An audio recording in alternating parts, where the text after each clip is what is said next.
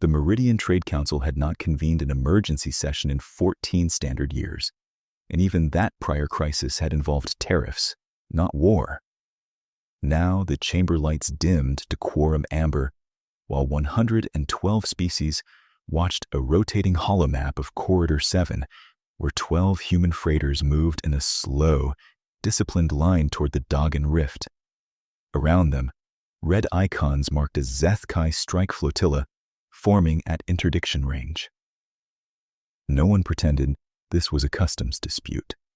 The chamber's acoustic field carried the scrape of claws, the low click of translator nodes, and then the voice of the Zeth-Kai plenary envoy sharp with ceremonial contempt. "Let the record reflect," Envoy Saratkeel said, mandibles lifting in a gesture that among his kind signaled final judgment, that the so-called human charter claims sovereign protections for mixed stock carriers moving through ancestral lanes of pure houses. We reject this. Trade authority belongs to lineages that have maintained genetic continuity, military stewardship, and civilizational order for epochs. Crossbred accidents do not inherit empire by filing paperwork. The insult struck exactly where it was designed to strike. Humanity's diaspora history was public record. Blended populations, adaptive gene medicine, reconstructed colonies after 3 successive wars with pirates and collapsing hegemonies. To the Zeth-Kai caste theorists, that resilience looked like contamination. To everyone else in the chamber, it looked like survival. The difference mattered now because the Zeth-Kai still controlled older lane laws written when conquest had legal standing, and they used those laws like a blade wrapped in precedent. High Commander Keith appeared as a towering projection over his delegation dais.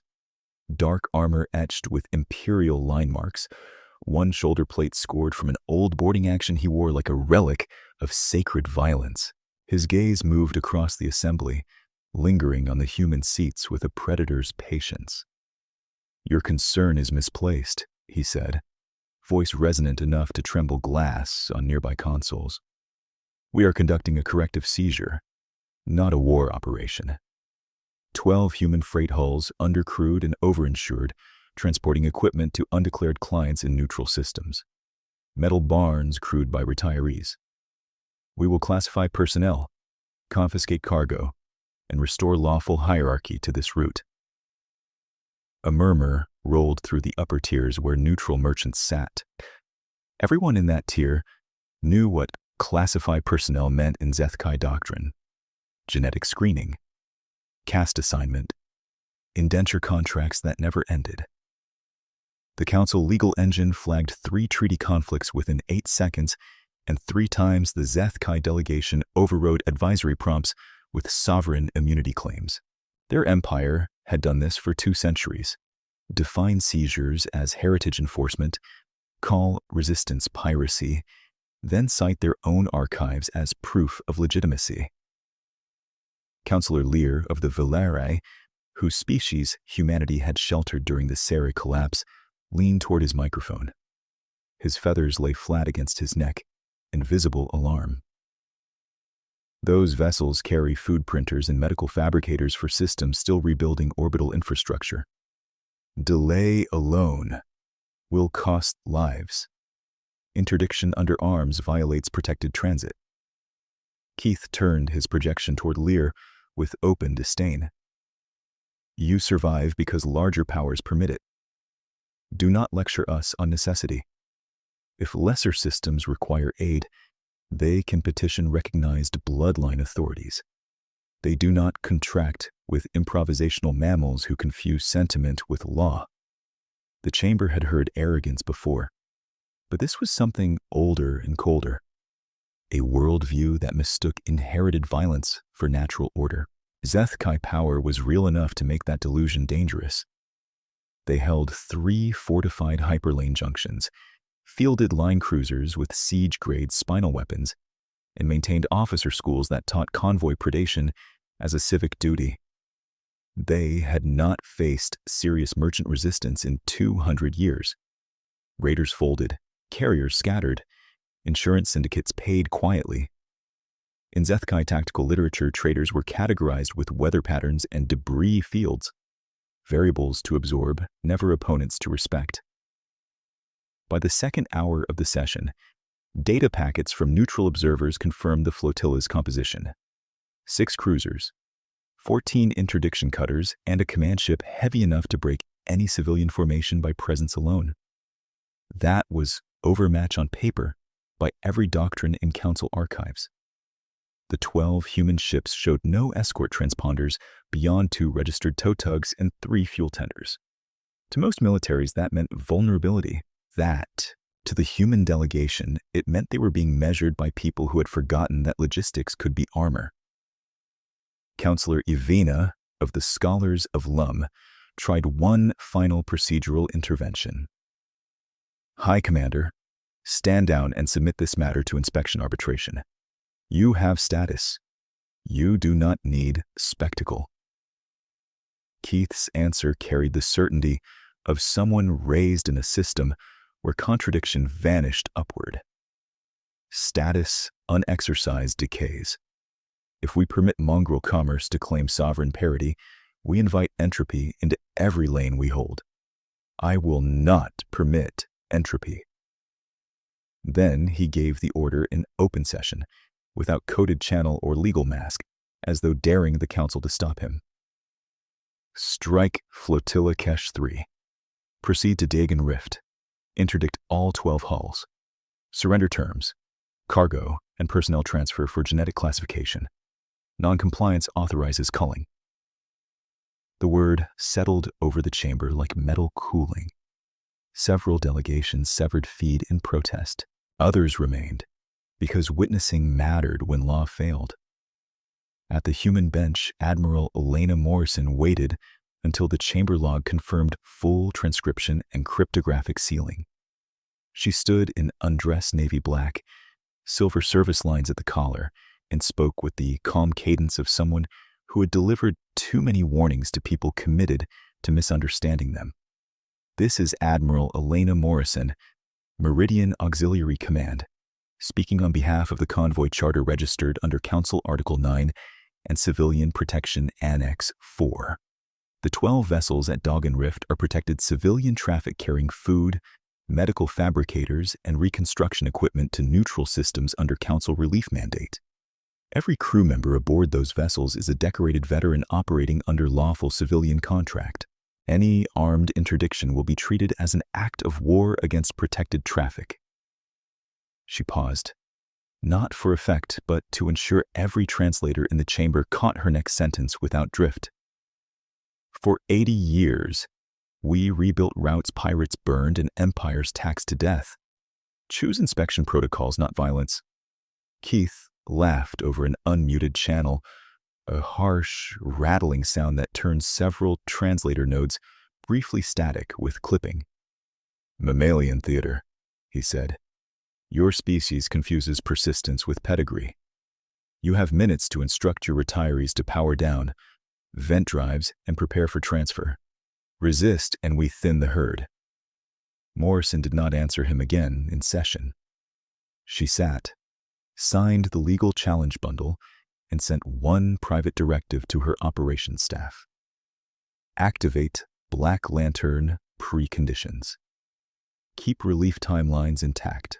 3 light hours away, aboard the Convoy command vessel Hearthward, Captain James Barrett stood at a hollow table, scarred by older deployments, and watched the same council feed end in silence. The bridge around him looked like every long-haul freighter bridge in human space, if one ignored the things that did not fit freight service. Redundant tactical rails hidden behind maintenance panels, old fleet command chairs repurposed for cargo oversight, a damage control board that listed compartment response teams by call sign instead of by shift number. Barrett was 61, broad-shouldered, hair gone iron gray, and carried himself with the unshowy economy of a former line officer who had learned that panic wasted oxygen. On his left wrist sat a faded band from the Kepler relief fleet, preserved despite uniform regulations he no longer served under.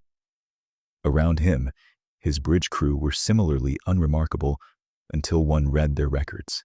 Signals Chief Sarah Hayes had retired as a commander after 26 years in electronic warfare.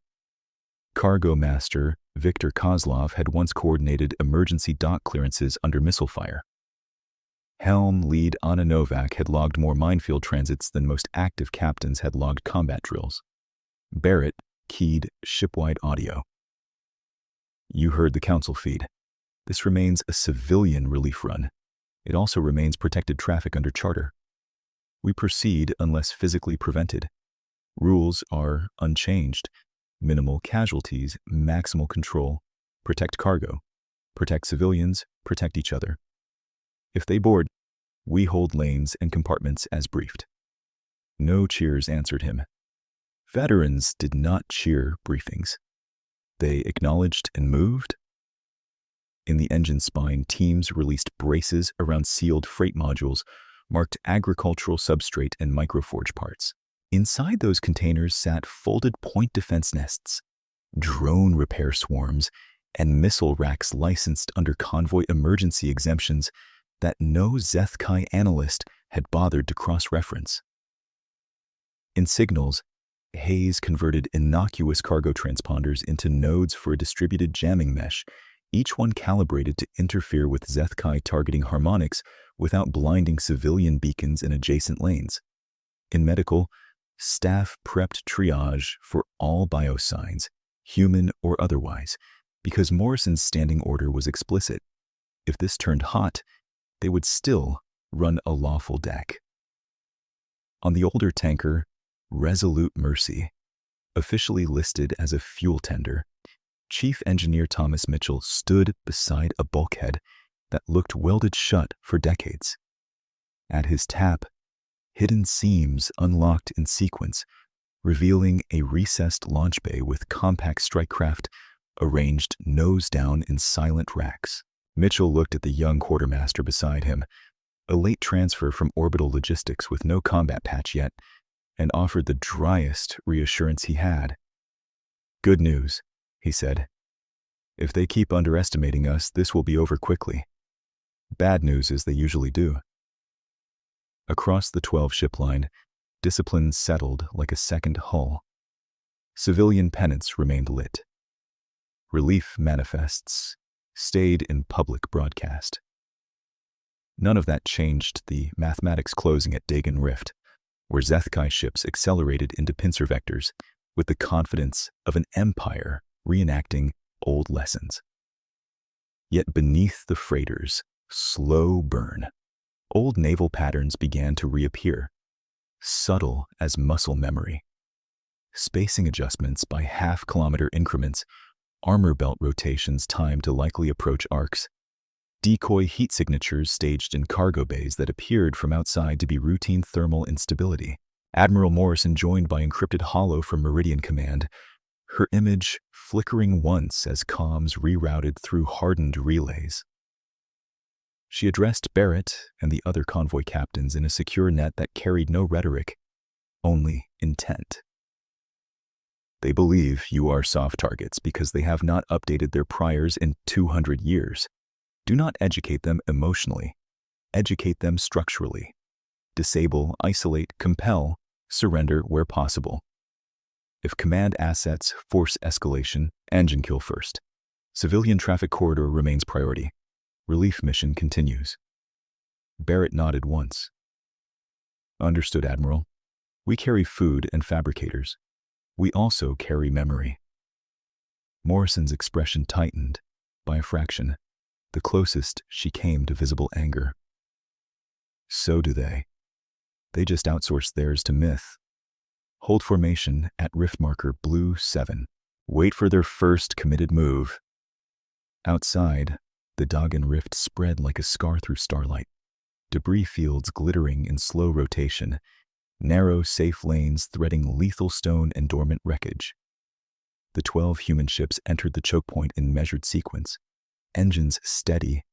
Beacons lawful and bright. Behind them came a flotilla that called itself Order. Ahead of them waited neutral worlds that needed medicine by week's end. On every bridge, veterans checked straps, comms, and firing permissions they hoped not to use. Then they watched the range counters fall and prepared to teach an empire the difference between restraint and weakness. The range counters fell through 100,000 kilometers, and the first formal hail arrived on all civilian bands, all military bands, and 3 emergency channels meant for distress traffic. High Commander Keith wanted an audience. His image filled every main display in the convoy, armored shoulders squared, crest marks lit in imperial red, eyes fixed with the patient contempt of a hunter correcting livestock. Human convoy. This is High Commander Keith of Strike Flotilla Kesh 3, acting under sovereign reclamation authority. You will reduce thrust, vent maneuvering plasma, and cycle all cargo locks to external control within 4 minutes. You will transmit full crew manifests for genetic classification and await boarding cadres without obstruction. If compliance is total, selected labor castes may be preserved. If compliance is partial, casualties will be accepted as instructional. If compliance is denied, your hulls will be rendered non-viable, your personnel culled, and your cargo redistributed to legitimate houses. Record this clearly. Your species was tolerated as a service class, not recognized as a peer. On Hearthward's bridge, no one answered immediately. Sarah Hayes muted the open channel, looked to Barrett, and raised 2 fingers. She had tagged the source modulation, routed copies through legal archive, and flagged the selected labor castes line for tribunal standards. Barrett gave a brief nod, then reopened transmission with Meridian Charter, formatting layered into the carrier signal, so every neutral sensor buoy would log it. Hi, Commander Keith. This is Captain James Barrett, Convoy Lead, protected under Council Article 9 and Civilian Protection Annex 4. You are attempting armed seizure of relief supplies bound for neutral systems. Your stated intent towards civilian crew constitutes piracy and unlawful enslavement under interstellar code. You are ordered to stand off, declare inspection terms through arbitration, and maintain safe distance. If you continue approach, you will be treated as a hostile force operating against protected traffic. Keith listened with visible boredom, then tilted his head in a gesture his own bridge officers recognized as permission to mock. There is no piracy where sovereignty is pure. There is no enslavement where inferior stock is assigned proper function. You quote law written by committees of debtors and refugees.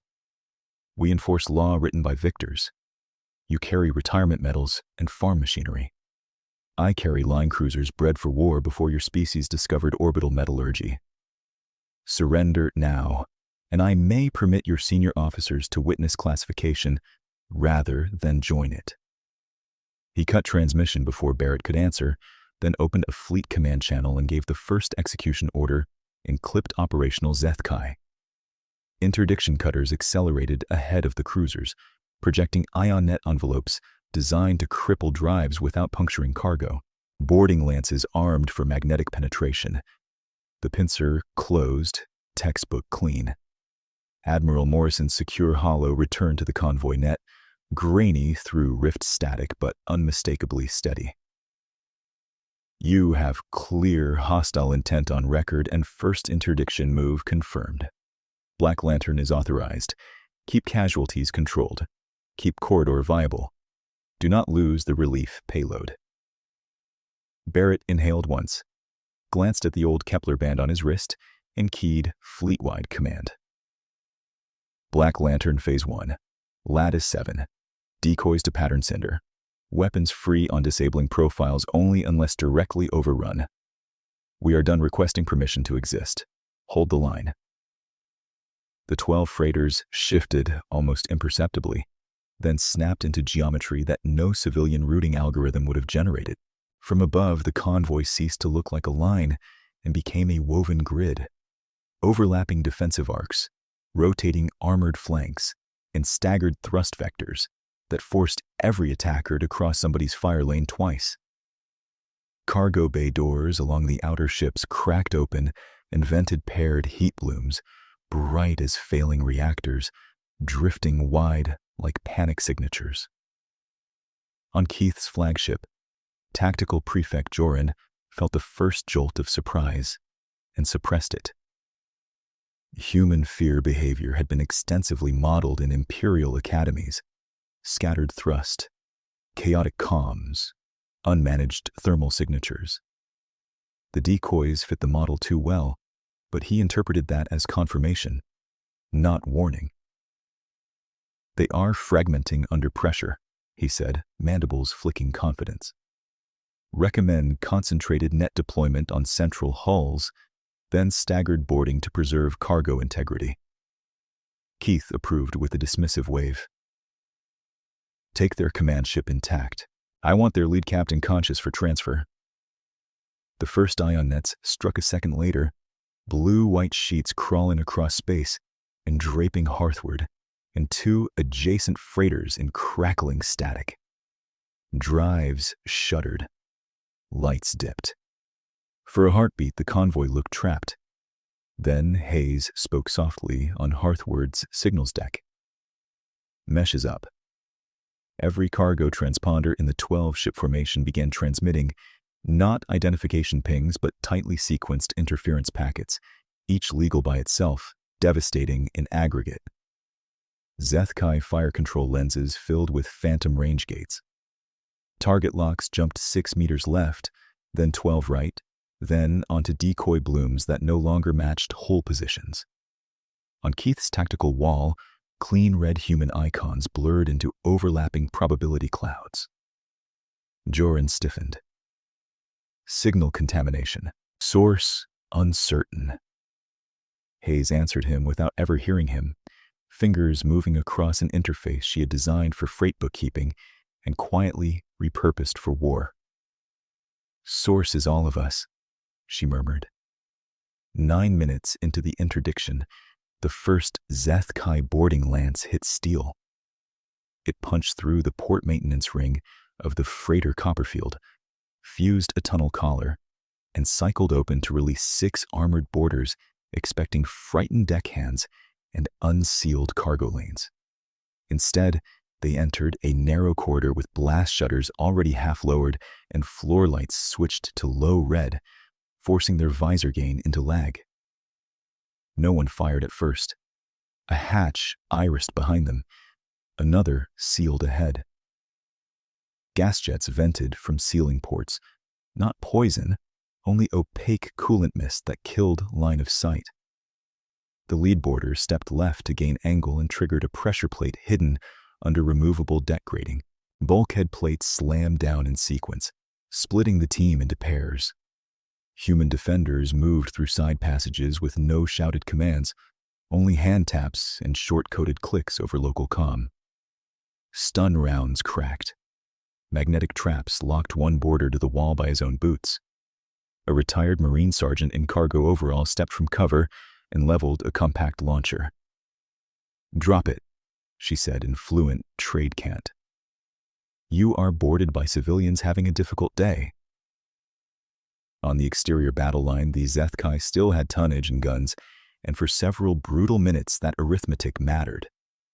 A cruiser broadside sheared armor from the freighter Lantern Vale and spun it 15 degrees off axis. 2 human point defense clusters died under concentrated plasma. An interdiction cutter made it through the lattice and latched onto a transport spine hard enough to buckle plating. From a distance, it looked like the old pattern reasserting itself. Warship-crushing merchant. Keith saw those feeds and smiled. Pressure works. Continue attrition. What he did not see, because his own displays were now fighting Hayes's jamming web, was the logistics layer unfolding beneath the damage. Freight containers on 3 human hulls detached, rotated, and opened like steel blossoms, revealing recessed missile racks and autonomous flak nests. Repair drones spilled out in coordinated swarms, welding over breaches, rerouting coolant, patching comm trunks, and dragging spent point defense barrels clear for replacement. Ships that should have been drifting casualties stabilized and slid back into formation before Zeth Kai gunners could retarget. On Resolute Mercy, Thomas Mitchell slammed his palm on a long-sealed release bar. Internal klaxons changed tone from civilian alarm to fleet action cadence. Behind armored shutters, compact strike craft warmed in silence. The young quartermaster at his side stared at the status board as hidden systems turned green, one after another. Those tenders were never tenders. Mitchell kept his eyes on the launch count. They are tenders, he said. Today, they're tenderizing. Across the rift, neutral observatories that had expected a massacre began forwarding clipped, disbelieving updates to the council chamber. Human convoy still intact. Zeth Kai target solutions unstable. Boarding losses rising. Unknown weapon signatures emerging from registered fuel hulls. Delegates who had walked out returned to their feeds. Keith did not receive those council reactions.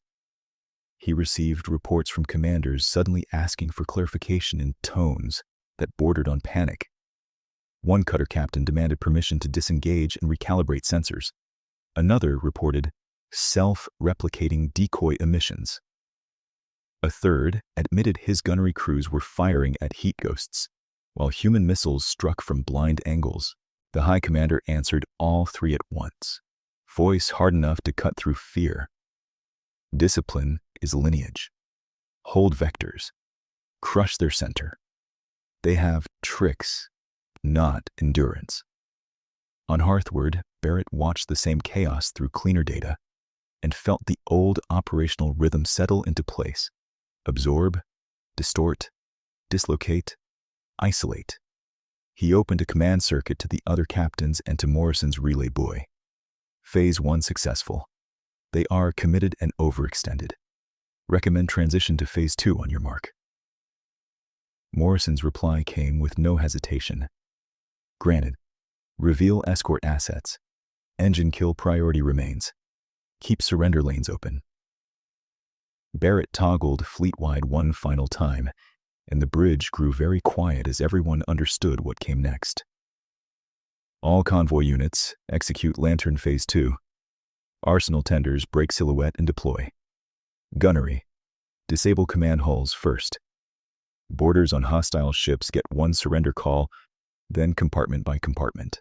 We finish this before they decide civilians are leverage. 3 ships that had spent years pretending to be dull fuel carriers changed shape against the stars. Outer plating split along hidden seams, exposing weapon arrays, launch bays, and sensor masts built for fleet combat and crewed by people the Empire had called retirees. The first precision volleys crossed the rift and struck Zeth Kai command vessels exactly where old war manuals said proud captains never armored enough. Drive cones, sensor spines, and fire control trunks. The pincer faltered. For the first time since issuing his ultimatum, High Commander Keith stopped speaking. On Copperfield, the trapped boarders dropped their weapons one by one as bulkheads reopened under armed supervision.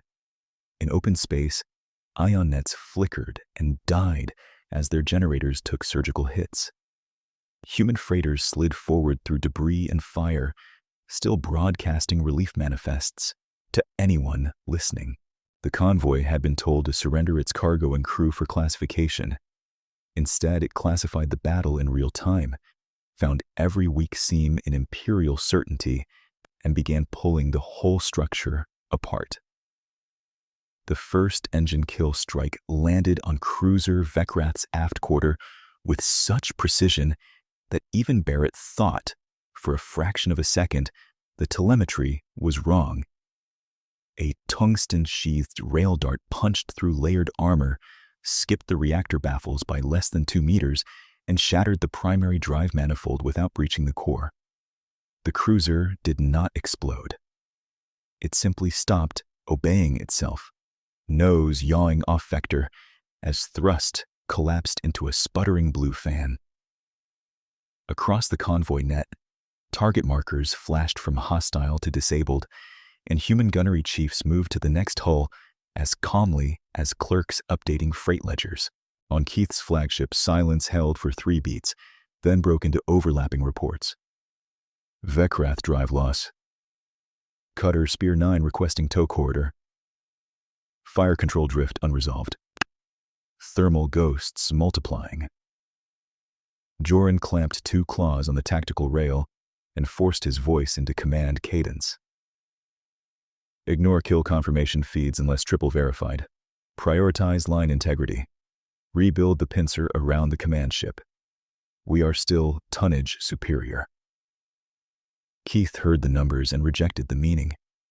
In 2 centuries of doctrine, convoy fights had never started with command hulls being surgically blinded. Traitors fled, negotiated, or burned. They did not strip an assault pattern down to bare mechanics in less than a quarter hour. He leaned toward the tactical well and spoke low enough that only Bridge Command heard him.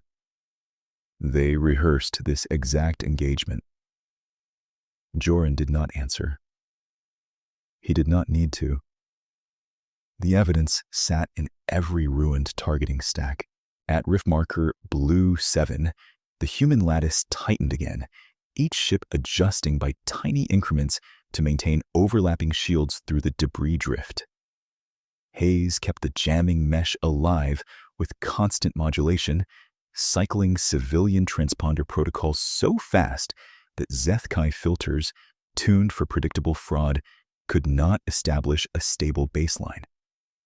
She had converted the convoy's legal requirement to broadcast identity into a weapon that grew stronger the more faithfully her ships followed regulation.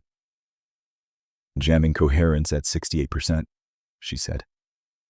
If they recalibrate to brute spectrum lock, we lose half our interference in 3 minutes. Barrett watched the tactical projection without blinking. Then, make those 3 minutes expensive.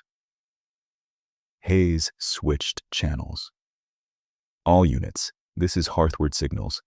Push decoy packets Delta and Hollow Read. Insert fake collision alerts on their cutter net with your own beacon signatures as witness nodes. Make it look accidental and bureaucratic.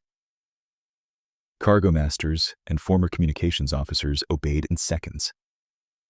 Civilian collision warnings, complete with legal tags and route violation penalties, flooded Zethkai cutter circuits. 2 pilots peeled away to avoid phantom impact alarms that had impeccable metadata and no physical objects attached. A third held course and clipped a debris shard while trusting his own eyes over his board, then accused his wing leader of ramming attempt on command channel. Human gunners took his exposed flank drive out with a 2-shot burst and moved on. This was the first surprise that spread beyond steel and plasma. The Zethkai were not merely taking damage, they were being administratively disassembled. Every assumption their officers carried about convoy behavior had been built on panic patterns and profit forecasts. Hayes handed them compliance forms, traffic penalties, false maintenance advisories, and spoofed emergency requests at combat tempo until their decision cycle split in 3 directions. 1 part chased heat ghosts. 1 part obeyed doctrine.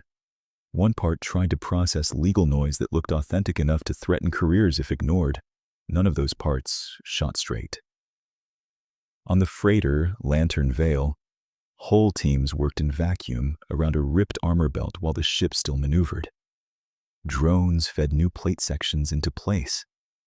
2 retired machinists guided weld arcs with magnetic clamps locked to their boots, cutting and sealing in practiced rhythm.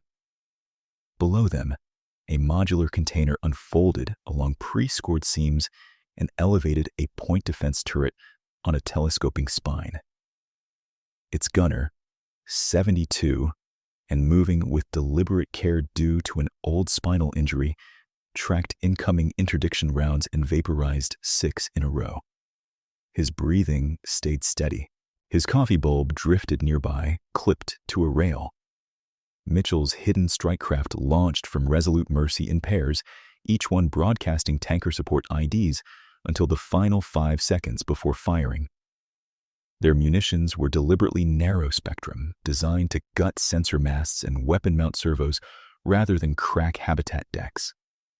The pilots flew like people who had spent half their lives threading relief corridors under fire and knew exactly how far to push risk before it became vanity. "Mercy flight, lead to Hearthward," came the call, clipped and dry. 2 command escorts blind, 1 limping, and 1 very offended.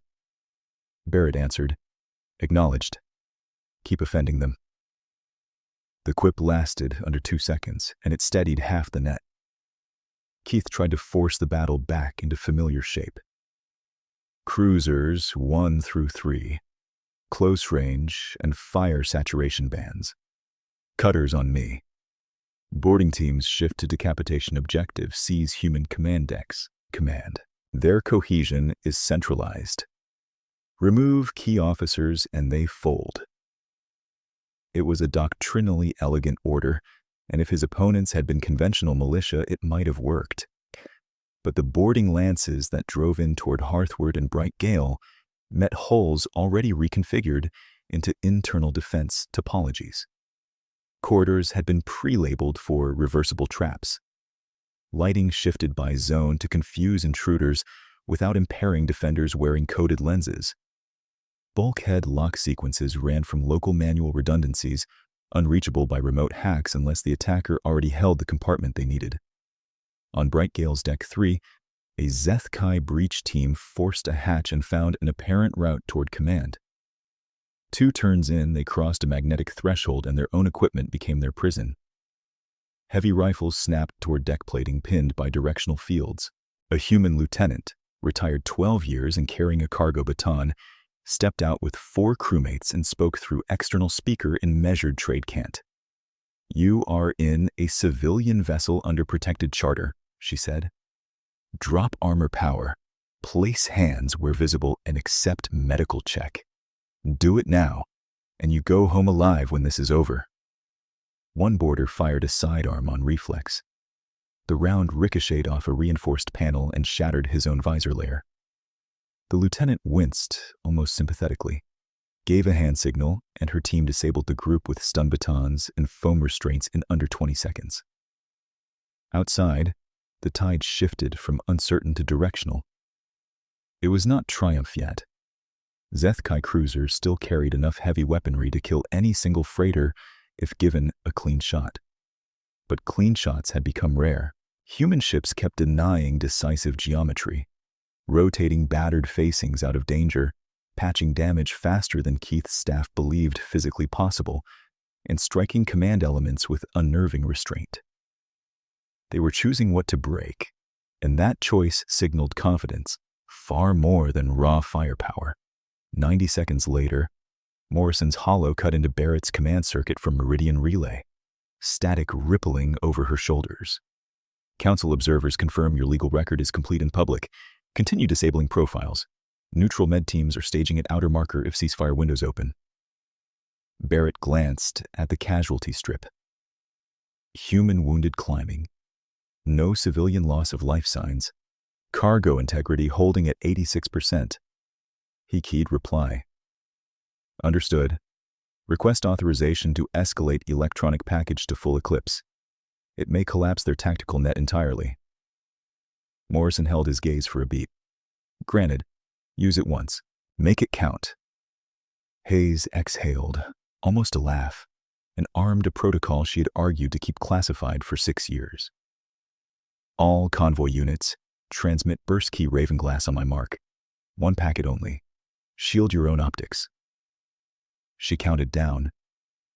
At 0, 12 ships fired synchronized data lances through every open and compromised channel the Zeth-Kai used for tactical arbitration, damage reporting, and weapons deconfliction. The payload did not destroy systems. It forced them to distrust themselves. For 41 seconds, Keith's fleet saw friendly identifiers flicker, range trees rewrite in place, and command authentications arrive 1 checksum short of validity. Safety interlocks tripped across 3 cruisers, freezing broadside batteries rather than risk fratricide. One cutter captain, unable to prove his own command feed, was genuine, powered down weapons entirely and begged verbal confirmation from a ship that no longer had functioning long-range comm. When the interference cleared, human formation was still intact. 2 more Zethkai command escorts were dead in space. Keith stared at the tactical map and felt something he had not felt since cadet trials. The realization that inherited certainty could fracture in real time. His empire taught that superiority was a biological constant expressed through discipline and bloodline. Yet the mammals he had called crossbred accidents were demonstrating discipline so deep it looked like instinct and adaptation so fast it invalidated his academies line by line. He slammed a fist into the command rail hard enough to dent the metal.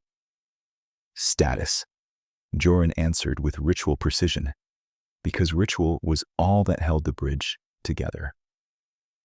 We have lost coherent fire control on 4 major hulls. 2 cruisers remain fully combat capable. Boarding operations are isolated and suffering high capture rates. Interdiction nets at 30% efficacy. Command escort ring degraded. Convoy payload remains mobile. Keith's crest plates flattened. Recommendations. Joran hesitated, not from fear of battle, from fear of saying what data required in front of officers raised on lineage doctrine.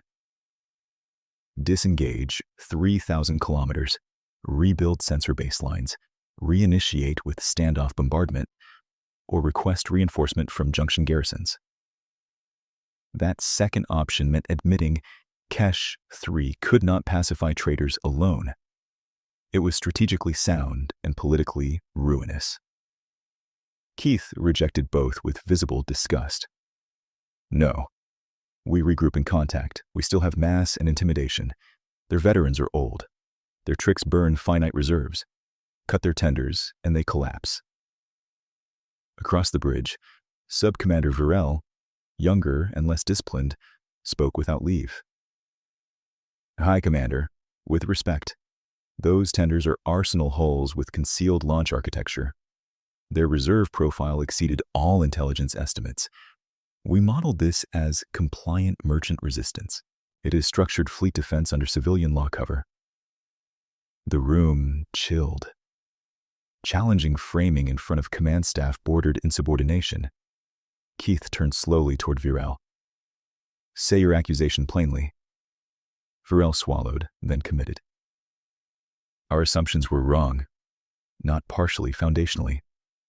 No one moved. Even alarms seemed quieter. Joran made the only move that could prevent bridge collapse into blame and denial. High Commander, the issue is operational, not ideological. They designed convoy doctrine around survivability, legal recording, and distributed command. We can still win if we adapt now. We must stop treating this as punitive seizure and start treating it as peer conflict. Keith's mandibles tightened. Peer. He spat the word as if it tasted toxic, but he did not countermand. On an auxiliary feed, he watched body cam footage from a captured boarding cadre. Human crews applying tourniquets to injured Zethkai prisoners, tagging them for triage while still exchanging fire in adjacent compartments. No execution frenzy. No trophy taking, no panic, just procedure.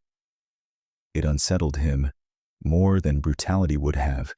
Brutality he understood. Procedure under righteous anger suggested a civilization that could choose limits and enforce them under stress. He cut the feed and opened fleet-wide command, voice amplified to every surviving hull. All Kesh 3 units. This is High Commander Keith. We are entering reconstitution pattern Obsidian Spear. Cruisers form layered shield wall on my heading. Cutters fall back to inner ring and protect damaged assets. Boarding cadres with no objective control withdraw to breach points and await retrieval. Gunnery shifts to drive suppression on enemy auxiliary hulls. Ignore non-critical comm traffic, Authenticate only direct command chain. We will break their cohesion and reassert lane authority. His officers snapped to work because obedience was muscle memory, but the atmosphere on every Zeth-Kai bridge had changed. They had entered Doggin Rift expecting an instructional culling. They were now trying to survive contact with opponents their doctrine did not have words for. In the council chamber, delegates watched the red and blue icons reorganize. Lear of the Velari leaned forward, feathers taut against his shoulders, and whispered to no one in particular, "They are finally taking humans seriously." At Rift Marker Blue 7, Barrett saw the same enemy regroup and understood what it meant. "They're learning," he said quietly. Hayes did not look up from her board. "So are we." Mitchell's strike flights banked through debris shadow, weapons hot. Waiting for the next command window, Morrison stayed on relay with legal feeds open beside casualty reports, preparing both surrender protocols and escalation orders with equal care. The convoy still carried food printers and medical fabricators for worlds that could not wait, and now it carried a harder cargo as well, proof that patience had limits, and that those limits could be enforced with exacting force. Ahead, Keith's reformed wall began to advance, slower than before, tighter, stripped of theatrics. Behind it, damaged Zeth-Kai ships bled heat into the dark while recovery craft scrambled to keep them alive. The battle had not ended. But the myth that started it had already taken mortal damage, and every officer in the rift knew it. Keith's layered wall advanced in disciplined silence, cruisers overlapping shields, while cutters tucked in tight around damaged hulls. And for the first time since the first interdiction call, the Zeth-Kai formation looked less like a predator and more like a phalanx, trying not to bleed out. On Hearthward, Barrett watched the new geometry settle and spoke without raising his voice. "They stripped the theater," he said. "Good. Easier to hit what is honest." Hayes tracked emissions with both hands, moving across separate boards. They are hard filtering comms and ignoring legal traffic now. Obsidian Spear is real doctrine, not parade doctrine. They are trying to force a short-range slugging match and bury us under mass. Barrett nodded once. Then, we deny their mass. Morrison's relay flickered in, thin with static and steady with intent. Convoy Command. Meridian confirms no reinforcements inbound to either side in the next tactical hour. This is contained to forces in contact. Keep it contained. Keep it lawful. You know what matters. Barrett looked across his bridge at faces lined by age, scar tissue, and patience that had outlasted 3 wars. "We do." 23 minutes into the engagement, the second capability the Zeth-Kai had failed to model came fully into view. It did not look like a weapon at first. It looked like cargo management. Across 6 human hulls, stacks of reconstruction modules detached in paired sequences and spun into open space on guided rails, each container marked for bridge truss fabrication, orbital brace deployment, and emergency habitat anchoring. To Zeth-Kai tactical optics, they read as desperate ballast shedding. To anyone who had ever rebuilt a shattered station with limited time and fewer lives than needed, they were precision tools. "Field Engineering Package Kilo," Hayes announced. "All units have lock." Barrett keyed the net. "Deploy anchors. Paint their drives, not their crews."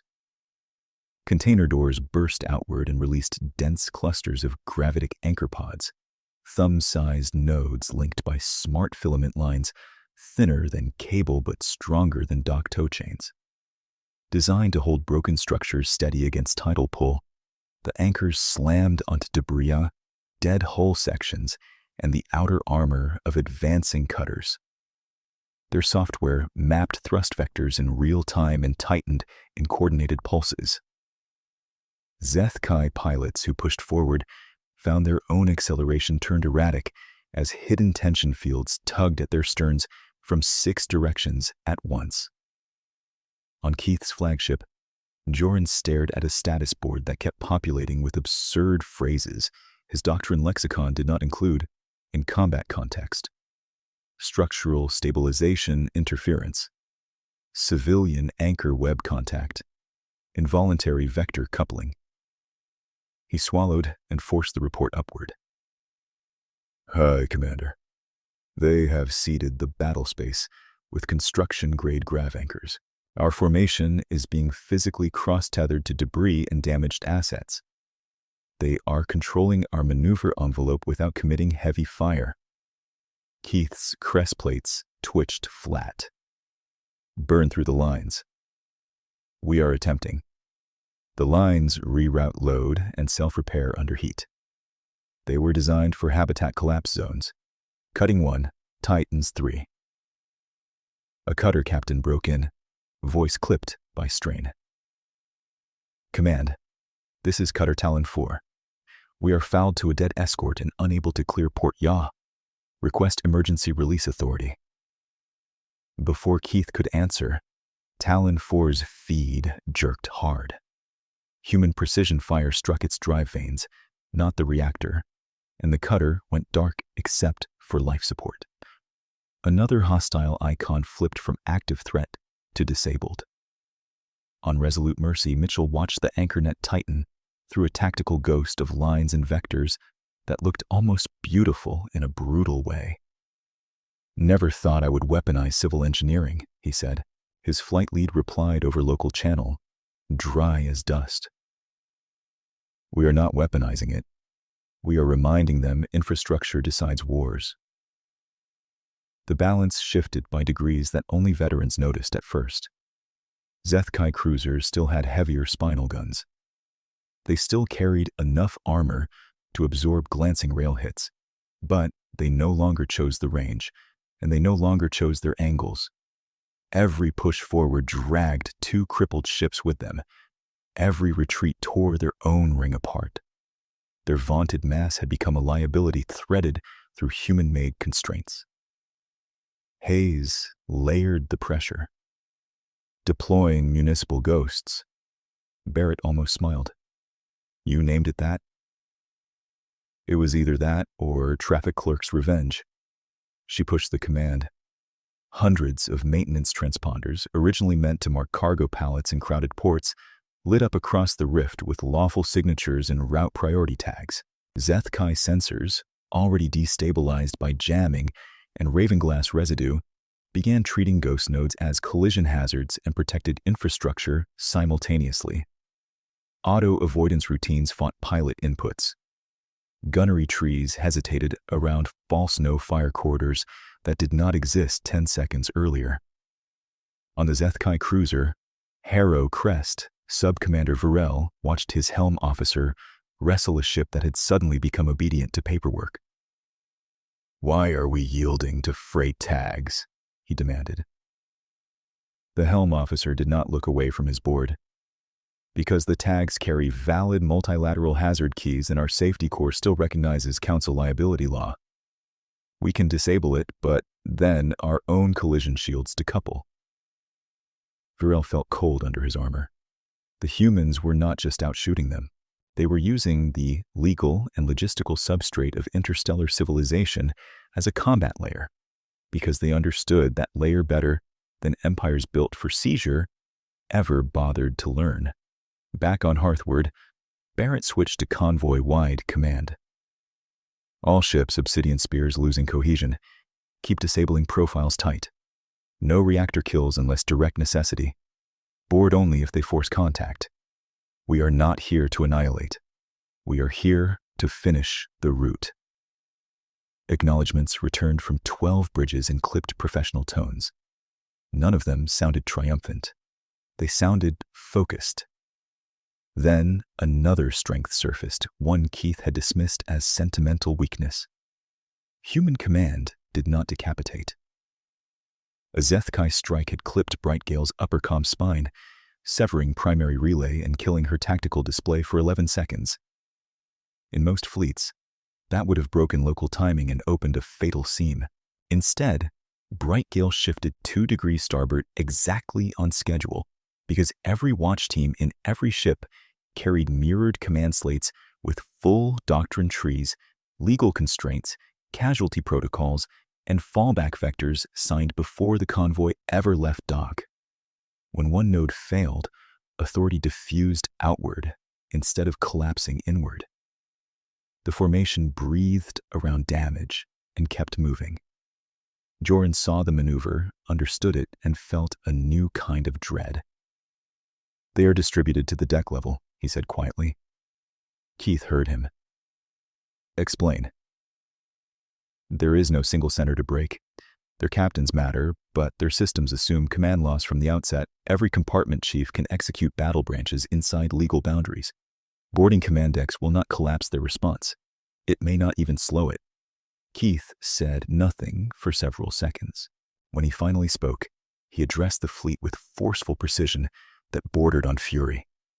"All units, abandon assumptions of civilian fragility. This opponent is operating as a veteran reserve force under merchant cover. Reclassify human freighters as armed auxiliaries. Prioritize removal of their electronic warfare ships and their anchor deployment hulls. Ignore capture objectives unless absolute. We restore initiative now." He was late by 6 minutes. By the time his order propagated through damaged channels, 2 more cutters had gone dead in space. 1 cruiser had lost sensor mast and dorsal batteries, and the inner ring around his flagship had stretched thin under involuntary towing stress from the anchor web. Zethkai officers began requesting permission for local withdrawal, not from cowardice but from arithmetic, and each request carried a tone that had not existed at battle start. Uncertainty. The galaxy noticed. Neutral observation buoys relayed feed to Meridian. Delegates in the council chamber watched once dismissed freight crews dictate engagement tempo to an imperial flotilla that had come expecting livestock control. Lyre of the Velarai sat rigid, hands clasped, eyes fixed on the tactical map as blue icons held line and red icons dimmed in sequence. On Copperfield's detention deck, the captured Zethkai boarders were secured in magnetic restraints, while human medics checked shock, hydration, and pressure trauma from decompression alarms. One boarder, younger than the rest, stared at the medic wrapping his fractured wrist and finally asked in a rough trade cant, "Why preserve us while disabling our fleet?" The medic sealed the brace and answered without drama, "Because we are ending a threat, not auditioning to become one." The answer moved through channels faster than propaganda could, carried by prisoner accounts, body cams, and neutral recorder drones. It unsettled Zethkai crews as much as the anchor webs had. Empires that ruled by terror understood cruelty and submission. They had fewer tools for opponents who combined force with restraint and seemed to draw strength from that discipline. Morrison opened a secured broadcast to every human ship, every neutral observer, and every Zethkai command frequency still accepting external input. Her voice arrived clear through the static, firm and formal, weighted with legal record and old anger held under lock. "This is Admiral Elena Morrison.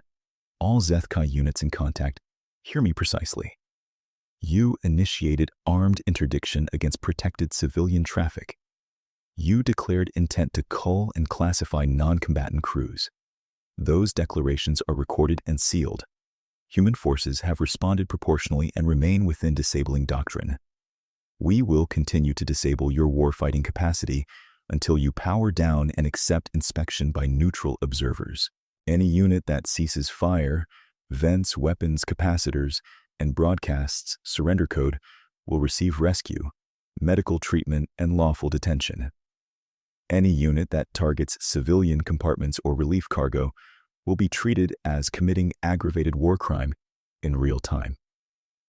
Choose while you still possess ships capable of choosing." She paused, then added one line for history, not theater. "For 80 years, We repaired the lanes your wars broke. We remember who helped. We remember who hunted. Today we act accordingly." Hayes let out a breath she had been holding for what felt like half a lifetime. "That will either end this or make him desperate." Barrett's gaze never left Keith's icon. "Both can be true." The Zethkai response came in fragments. One damaged escort powered down and transmitted surrender code with full crew, manifest attached. Another tried to do the same, then took fire from a hardline Zethkai cutter, refusing capitulation. Human point defense intercepted the follow-up volley and disabled the cutter's turrets before it could finish the kill. A third cruiser broadcast a cast ritual refusal and charged blindly toward Hearthward, only to lose both drives to paired rail strikes and tumble powerless across the debris lane. Aliens watching from neutral stations began to understand what had made human convoy doctrine formidable. Not hidden guns alone, not clever jamming alone, but an institutional refusal to separate ethics from operations. Every tactical choice served two objectives at once: military control and future legitimacy, and that dual framework made them predictable in law, yet dangerous in war. On Keith's bridge, strain finally cracked through ritual composure. Virel stepped forward again, this time with no pretense that doctrine could save face. "Hi, Commander, we can still extract surviving crews if we disengage now. We retain enough engines for withdrawal corridor. If we continue in contact under these constraints, we risk total command capture." Keith turned on him, voice low and lethal. "You propose flight from freight captains. I propose preserving lives and preventing collapse of 3 sectors when this recording reaches every trade house by dawn." Joran cut in before the exchange detonated. "Aye, Commander. Enemy intent appears corridor control, not extermination. Their surrender channels are genuine. They are giving us an off-ramp." Keith looked at the tactical projection and saw the off-ramp. He also saw the Empire behind him, built on myths that punished retreat harder than death. Pride and policy fused into one fatal choice. "No," he said. "If we withdraw now, we validate parity. We do not validate parity." He opened fleet-wide command and issued new orders with ceremonial force, as if ritual language could bend physics back in his favor. "All loyal units, form on my beacon for Spearhead Crown. We break their center directly. Cruisers commit forward batteries. Cutters screen flanks regardless of losses. Boarding cadres prepare for command decapitation on Hearthward. We end this with visible submission." Barrett listened to the transmission and felt the shape of the battle harden into its next phase. "There it is," he said. "He is betting everything on one decisive push." Hayes highlighted converging vectors. "If he commits Spearhead Crown in this debris density, he has to collapse his own spacing. His escorts will mask each other." Mitchell's flight lead came over encrypted channel. "Mercy strike wings are fueled and ugly. Tell us where to make history." Morrison answered before Barrett could. "Not history. Control. We break the spearhead, isolate the flagship, and force surrender channels open. All units prepare for Black Lantern transition. Tugs to tungsten deployment. Mine teams stand by for marker key release. We do this cleanly." A brief silence crossed the net, the kind that came when veterans recognized a threshold. Barrett keyed all hands. "Convoy, this is lead. You know your jobs. We hold the relief corridor. We keep each other alive. We end predation here." Outside the viewports, the rift turned into a choreography of converging intent. Human freighters shifted from defensive lattice to angled withdrawal posture, controlled and deliberate, drawing back toward the denser debris flow where sensor lines narrowed and overconfident pursuers died confused. Tugcraft moved from tow support to flank positions, their cargo clamps now gripping canisters of powdered tungsten meant for cloud screening. Mine deployment racks armed in sealed bays, keyed to harmonics that would discriminate friend from hunter. Arsenal tenders rolled on their axes and presented fresh firing arcs. Across from them, Keith's surviving cruisers drove forward in a tightening wedge around his flagship, battered armor reflecting weapons fire like bruised metal under cold light. Cutters accelerated to screen the advance, some limping, some still lethal, all committed by an order that had burned its own exit. The balance was no longer ambiguous. Human forces held the initiative, the corridor geometry, and the legal record. The Zethkai still held rage, tonnage, and a commander who would not accept the terms of reality. Both formations entered the debris throat at once. The final confrontation was no longer approaching. It had begun. Both formations entered the debris throat at once, and the rift stopped resembling open battle space and started behaving like a trap designed by people who understood cargo physics better than conquest ritual. Barrett watched the closing vectors and gave the order without emphasis, as if confirming a docking schedule. Black Lantern Phase 3. Faint withdrawal. Keep formation discipline. Mine teams execute marker key release. The 12 human ships rolled into controlled retreat posture, engines flaring in staggered bursts that looked ragged to hostile optics and perfectly timed to anyone on the convoy net. Zethkai wedge elements surged after them, exactly as Hayes predicted, compressing their own spacing to maintain pressure through the narrowing debris lanes. Behind the human line, repurposed tug craft broke from the flanks and vented their canisters.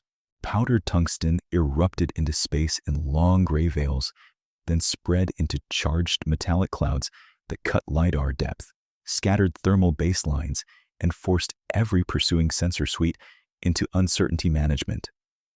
In clear space, the Zethkai doctrine of massed aggression had force. In a tungsten haze threaded through rotating stone and dead hull fragments, that doctrine became a cue for collision. Keith saw the human retreat and took the bait with full commitment. Spearhead Crown, accelerate. Maintain pressure on centerline. They are losing nerve. Joran's mandibles tightened, but he obeyed and passed the order downline.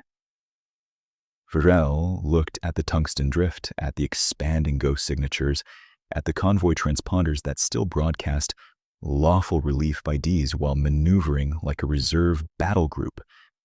And he understood what was coming a second before it happened. The first mine woke under Cutter Talon 7, tagged its IFF harmonic, and fired a directional kinetic burst into the drive cluster. Talon 7 went dark, momentum carrying it into a debris shard that tore away its starboard battery. 3 more mines activated in sequence across the wedge, each one choosing propulsion, sensor spine, or turret mounts with surgical malice. There was no spectacle, no reactor blossoms, only the abrupt death of mobility and command coherence. Hayes tracked detonation logic across her board. IFF lock is clean. Their own signatures are painting the field for us. Keep surrender corridor open on port drift, Barrett said.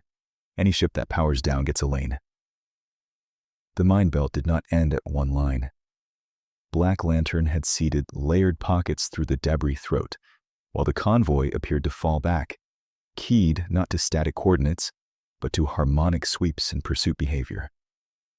Zethkai ships that held formation triggered clustered disables.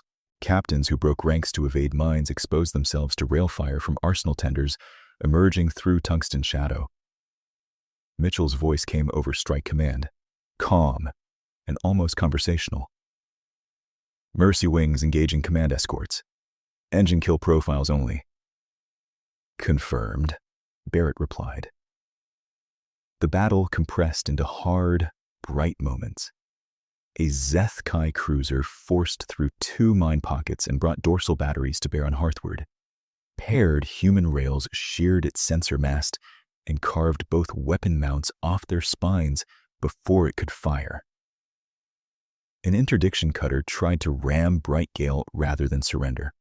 Point Defense lanced its control vanes, and it tumbled into dust with life support still running. 2 Zeth-Kai ships powered down and broadcast surrender code.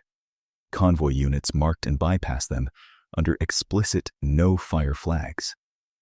3 hardline escorts ignored every warning and kept targeting civilian compartments. They died under concentrated counterfire in less than 40 seconds. On Keith's flagship, tactical feeds dissolved into contradiction. Tungsten scatter, mine hits, false legal beacons, convoy icons splitting and recombining as if the humans were fighting with paperwork, debris, and memory all at once. He slammed his hand onto the command rail. Recenter on my beacon. All ships shield the forward arc. I will break their lead hull myself. Hayes heard him through compromised command leakage and turned to Barrett. He is about to commit a flagship broadside. We can finish this now if a Ravenglass residue spoof lands. Captured handshake replay, not a second eclipse. Barrett did not hesitate. Do it. She opened the Convoy cybermesh, routed through captured Zeth-Kai handshake protocols Ravenglass had harvested earlier, and injected a false target package directly into flagship fire control and escort tactical overlays. The feed Keith saw was precise, plausible, and lethal in implication. Hearthward and Resolute Mercy massing on his port forward quarter for a kill run. He snarled and ordered his escorts to screen that arc. They obeyed instantly, sliding to cover a threat that did not exist, and in doing so, they abandoned the real vulnerability on his starboard aft line. Mitchell's strike wings were already there. Window open, Mitchell said, taking it. 4 precision rail salvos crossed less than 800 kilometers. The first collapsed the flagship's aft drives. The second split its long-range sensor spine. The third and fourth cut fire control trunks and vented the main battery capacitor banks into harmless plasma blooms. Keith's ship lurched, rolled, and went dead in space with emergency power clawing for stability. Around him, the remaining escorts tried to reform and found themselves bracketed by mines, tungsten blind zones, and human guns holding exact disabling lines. Morrison's voice filled every surviving channel clear and cold. All Zeth-Kai units, this is Admiral Elena Morrison. Your flagship is disabled. Your command network is broken. You have seen our targeting discipline and our restraint. Power down drives, vent weapon capacitors, and transmit surrender codes now. Refusal will be met with immediate disabling fire. This is your final warning. Across the battle space, surrender signals began appearing in clusters. 1 cruiser delayed, then complied. 2 cutters tried to flee and hit dormant mines keyed to acceleration spikes, losing propulsion and spinning into salvage trajectories. Another escort fired once at a human medical tender and was erased by return fire from 3 converging arcs. Keith stood on a bridge lit by emergency red and listened to his empire fail in real time. Atmosphere pressure dipped, recovered, then dipped again. Coolant alarms screamed. A junior officer reached for a sidearm, then froze as Joran seized his wrist and forced the weapon down. "We are done," Joran said, voice raw. "Order surrender." Keith's crest plates flattened against his skull. Zeth-Kai bloodlines do not submit to crossbred freight crews. Farrell met his gaze without flinching. "Then you condemn everyone still breathing on this deck for a slogan." For one suspended beat, Keith seemed ready to shoot him. Then the flagship shuddered under another non-lethal impact that killed half the remaining lights. Life support dropped to emergency reserve. Manual override prompts cascaded across the tactical dais. He refused the surrender key. Barrett saw the refusal code and closed his hand around the command rail. "Boarding authority," Morrison answered at once. "Granted. Capture command if feasible. Keep it clean." Human breaching craft crossed under cover of drifting tungsten and locked onto the flagship's ventral maintenance ring.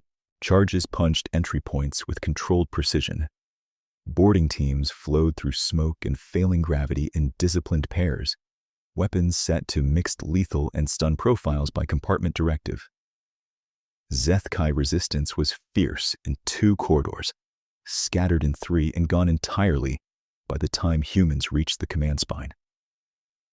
Most officers had chosen survival over ritual death once they saw med tags being applied to wounded on both sides. Keith made his final stand at his own tactical dais with 9 guards in ceremonial armor and a bridge full of failing systems. The exchange was violent and brief. A flash charge took half the room's vision. 2 guards rushed and were dropped by coordinated fire. 1 human boarder took a glancing hit and kept moving.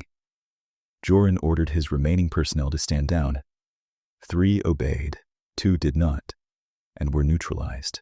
When the smoke thinned, Keith was on one knee beside the cracked dais, armor scorched, one forearm bleeding through a split seam, still conscious and still trying to rise. Magnetic restraints snapped around his wrists and locked to the deck ring. He spat blood-tinged saliva onto the metal and looked up at the human boarding lieutenant. "You win a lane fight and call it civilization." The lieutenant, helmet visor up and voice steady, answered, "We protected civilians under charter while you tried to classify them as livestock. Save your speech for tribunal." Keith laughed once, harsh and disbelieving, then coughed as the ship lights flickered down to a dim emergency pulse. Around him, his bridge was no longer a throne room. It was evidence.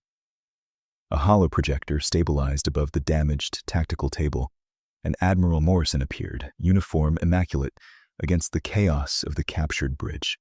Her expression held no triumph, only exhausted certainty. "For 80 years we were courteous," she said, each word landing like a sealed judgment. "We hoped you would choose law. You chose blood." Keith lifted his head against the restraints, eyes burning with a pride that had nowhere left to go. "Zethkai bloodlines cannot kneel." Morrison held his gaze. "Then your empire will stand trial without your myths." She turned slightly toward the boarding channel. "Transfer High Commander Keith alive under full chain of custody record, medical stabilization authorized. He goes to the Interstellar War Tribunal." "Acknowledged," Barrett said from Hearthward, listening across the secure link.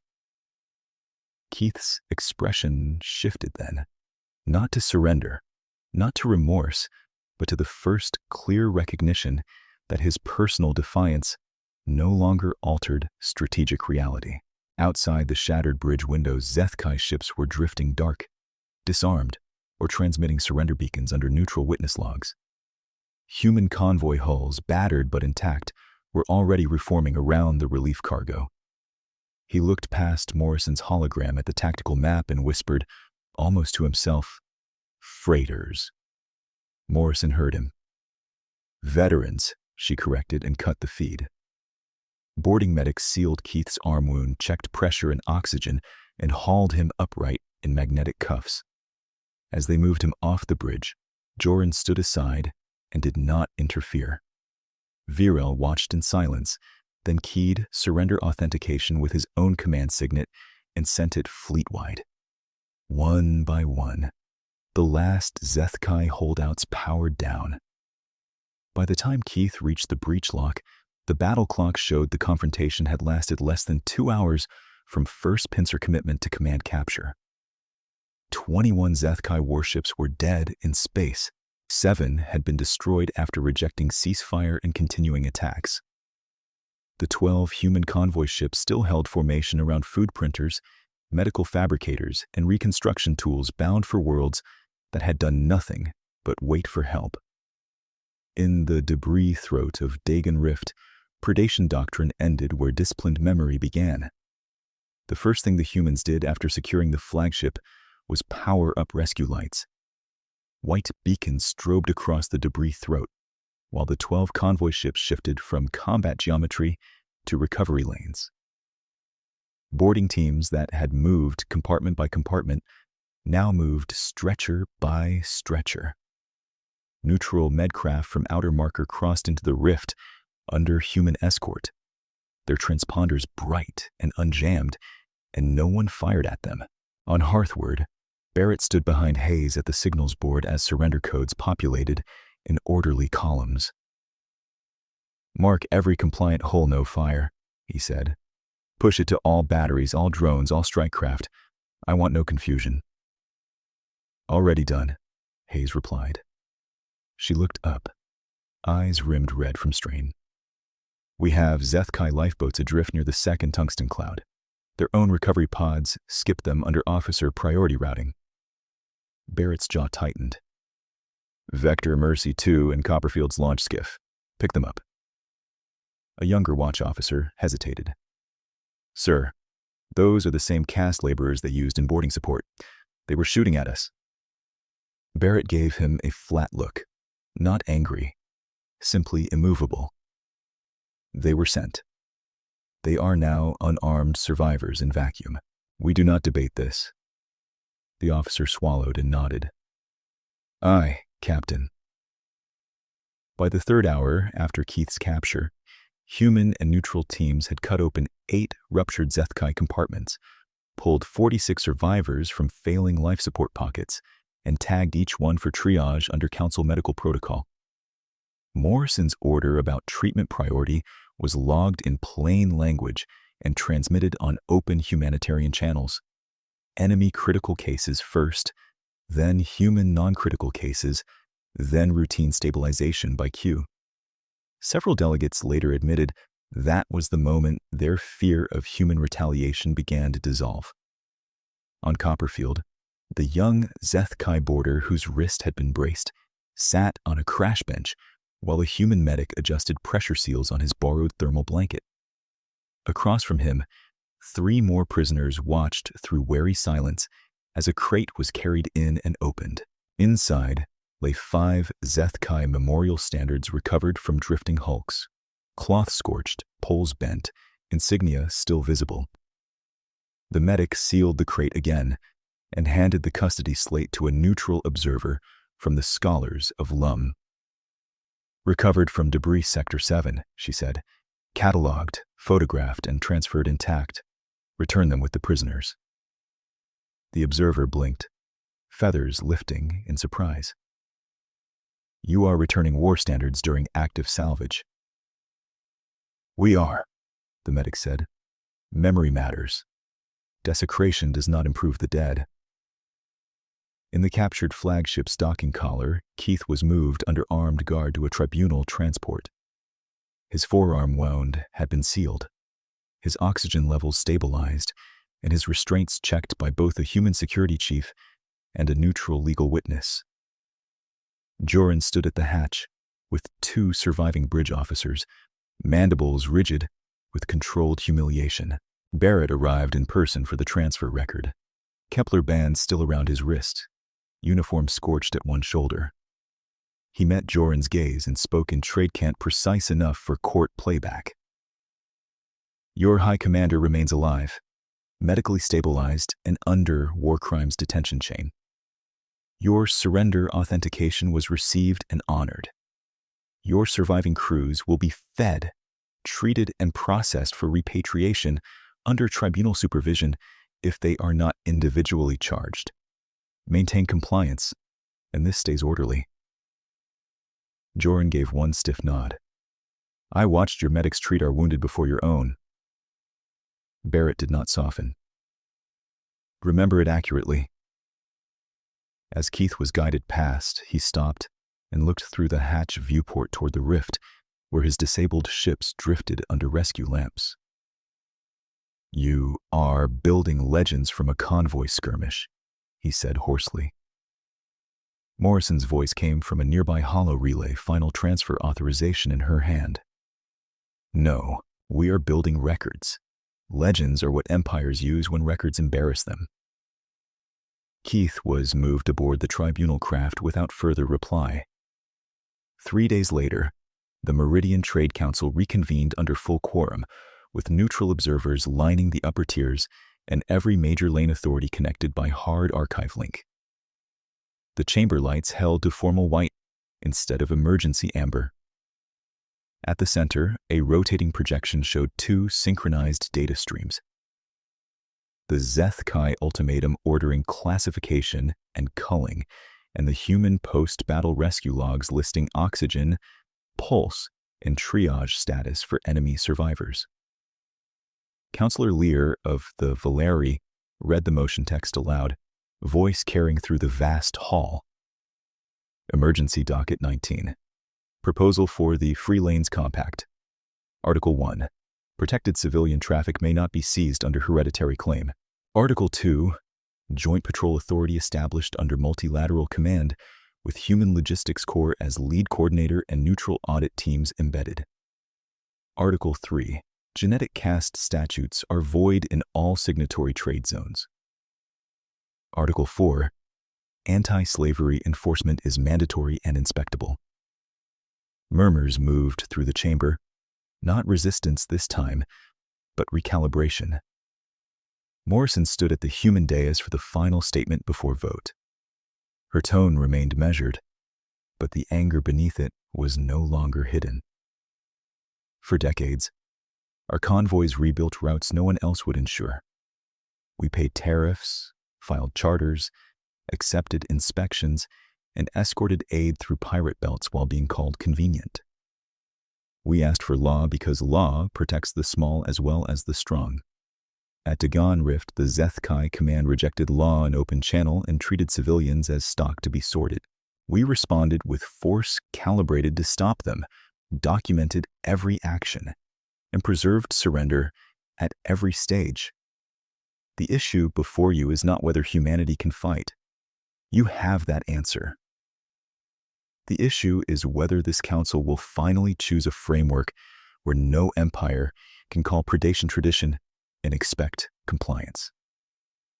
She let the silence hold, then finished in the cadence every delegate would quote afterward. For 80 years, we were patient.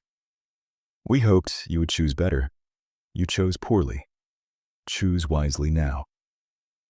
The vote closed at 91 in favor, 11 opposed, 10 abstentions. The compact passed. In the same session, evidence packets were entered into tribunal record. Barrett's charter warning, Hayes's authenticated threat captures, body cam footage from boarding corridors, safety core logs showing Zeth-Kai systems still recognized council liability law, and Keith's refusal to issue surrender after command collapse. Every physical archive device was sealed, tagged, and transferred to the Interstellar War Tribunal with dual signatures. Nothing went missing. Nothing stayed informal. The trial opened on Kestrel 9 21 days later in a courtroom with transparent walls looking over the orbital penitentiary ring. Keith stood in restraint field gray, armor removed, crest marks replaced by detainee identifiers. He pled lineage authority and sovereign exemption. The judges rejected both on precedent and on his own recorded declarations. Survivors from neutral systems testified about delayed aid routes. Zeth-Kai labor caste crew testified that evacuation priority protocols had abandoned them. Joran testified to command orders given and refused. Farrell testified that withdrawal to save crews had been proposed and denied. When sentencing came, the presiding judge spoke without ornament. You initiated unlawful war action against protected civilian traffic, declared intent to enslave civilian personnel, and rejected surrender when further resistance served no military necessity. You are sentenced to permanent imprisonment at Kestrel 9. Your command authority is terminated in all recognized jurisdictions. Keith did not kneel. He was taken anyway. 6 months after Dagon Rift, inspection fleets entered former Zeth-Kai military yards under compact mandate. Weapon mounts were cut down under neutral cameras. Boarding academies were converted into civil transport colleges with anti-slavery monitors installed at every intake hall. The gene supremacy statutes were struck from lane law registries and replaced by personhood protections enforceable across signatory routes. Minor powers that had once paid protection levies signed openly with human convoy consortiums instead. The phrase, metal barns, crewed by retirees, survived only as a cautionary joke told in officer schools that wanted their graduates to live. Years later, on a clear transit morning, the same 12 ships crossed Dagon Rift again. Their hulls had been rebuilt, repainted, and stripped of hidden launch bays under peacetime audit rules. Civilian pennants flew from every mast. New crews handled most stations. The veterans were aboard as passengers this time, invited for the dedication of the Rift Relief Fund beacon anchored at Blue 7. Transit dues from former HFY sectors had paid for it exactly as the compact required. Barrett stood on Harthward's observation deck beside Hayes, Mitchell, Anna Novak, and Morrison, who had finally accepted a ceremonial posting that let her sleep on schedule for the first time in years. Below them, dock drones released a plaque into permanent orbit. Its inscription was short. Protected lanes are built twice, once with steel, once with law. A Villari choir transmitted a low harmonic across open comm. Neutral freighters answered by pulsing navigation lights in coordinated salute. From a nearby escort, a delegation from reformed HFY civil governance transmitted passage dues and a formal acknowledgement in careful trade cont. Relief corridor fees transferred in full. Safe transit to all registered civilian traffic. Hayes watched the confirmation code settle green on her board and gave a thin, satisfied smile. They filed the paperwork correctly. Mitchell folded his arms. Truly a historic era. Morrison looked out at the traffic threading the rift. Freighters from small worlds moving, without fear, through a choke point that had once fed an empire's appetite. History is when memory changes policy, she said. This is policy holding. The convoy cleared Blue 7 in steady formation, engines bright against the dark, carrying medical fabricators, agricultural starters, and modular school systems to frontier stations that expected delivery dates and now believed them. Behind them, rescue beacons and tribunal records remained in permanent archive. Ahead of them, open lanes stayed open because someone had finally made predation expensive and mercy enforceable. At Dagon Rift, under civilian lights, veterans who had once fought room to room watched ordinary traffic pass and, at last, retired for real.